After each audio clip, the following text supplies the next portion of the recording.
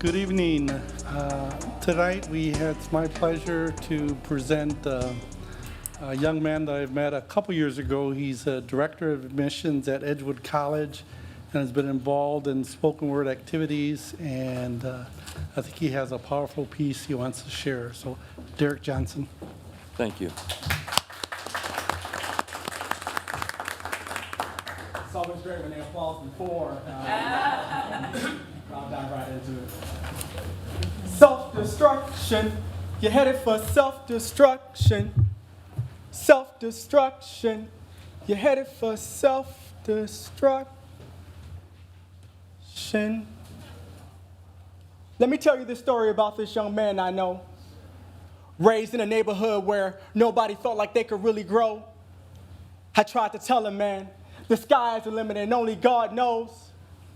But you see, he couldn't find it within himself to believe. So it became what they call it, self-fulfilling prophecy. He told me he couldn't believe in better because there was a large probability that he would end up dead or in prison. Probably. At least that's what he's seen within his family and community. And that's what it indicated statistically.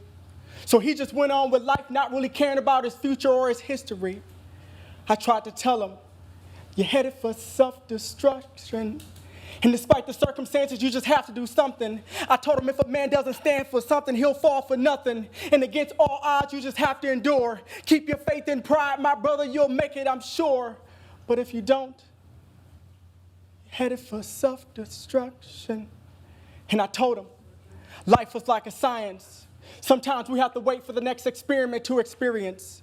But then he started telling me about the lack of role models in his community, how all his life his father was absent.